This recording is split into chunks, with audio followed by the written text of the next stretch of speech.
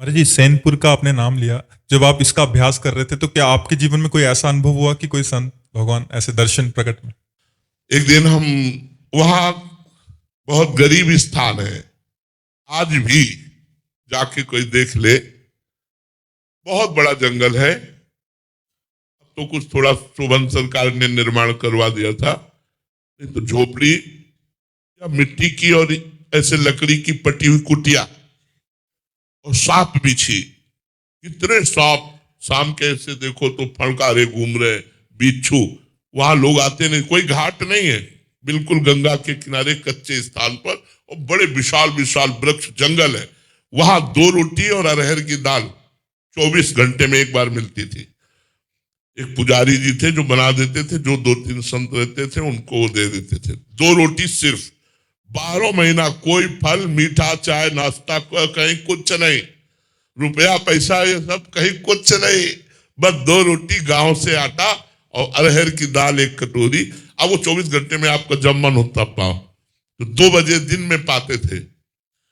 रात दिन भजन, बस गंगा किनारे बैठे रहना। कुटिया आए तो 2 रोटी और दाल पाई, और एक बारंडा कच्चा था तो उसके नीचे लेटे। आज एक विशेष आनंद था, यही लेटे थोड़ी देर में हमारे हाथ पैर शून्य होने लगे। अब हम ना हाथ उठा सकते हैं ना पैर उठा सकते हैं, बस आंखें खुली है, चेतना पूरी है, शरीर शून्य है, और दिव्य सुगंध। मेरा ये क्या हो रहा है, मतलब एक अलौकिक। इतने में देखा बिल्कुल पास ही गंगा जी, गंगा जी की धारा से एक संत भगवान, श्वेत वस्त्र धारण, श्वेत बाल, दिव्य तेज प्रकट हो रहा है। ये स्वप्न नहीं, ये ठीक दोपहर 2 बजे के बाद की बात है, जब हम प्रसाद पाके लेते, और जैसे जैसे नजदीक आ रहे वैसे वैसे सुगंध, उन्हीं के श्री अंग की सुगंध पहले आई थी, सुगंध से भर गया वातावरण। नजदीक आए और सर गोद में रखा, हम वैसे जड़ एकदम, आंख खुली है, जड़ एकदम है, ऐसे मस्तक पर हाथ फेरने लगे और एक मंत्र दिया था, एक मंत्र उच्चारण किया। बड़ी बड़ी बड़ी कृपा, संतों की बड़ी कृपा। आज के 35-40 वर्ष गुरु नानक साहब का दर्शन गंगा किनारे हुआ, दिव्य रूप में ऐसे प्रकट हुए, कैसे दुपट्टा डाले हुए थे, और उसमें कुछ लिखा हुआ था, मुझे पता नहीं क्योंकि वो हमें पंजाबी का ज्ञान नहीं।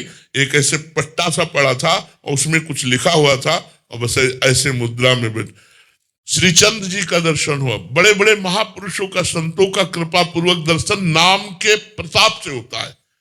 नाम, विश्वास कर लीजिए, जब नाम भगवान को अधीन करके सामने खड़ा कर सकता है, सुमिर पवन सुख पावन नामू, अपने बस करी राखे रामू, तो आप क्या समझते हैं? नाम का प्रताप अमोघ है, अलौकिक है। आप विश्वास करके नाम जप कीजिए, माला माल हो जाओगे। हमारी बात मान लो, कहीं भटकने की जरूरत नहीं, कहीं छूछा जंतर मंत्र कराने की जरूरत नहीं। राम राम कहो, राधा राधा कहो, कृष्ण कृष्ण कहो, तुम माला माल हो जाओगे। थोड़े दिन, जब तक तुम्हारे पाप नष्ट नहीं होते तब तक विपत्ति संकट आदि हो सकता है। आप धैर्य पूर्वक सह जाओ, आगे का मार्ग बहुत आनंदमय, बहुत आनंदमय है।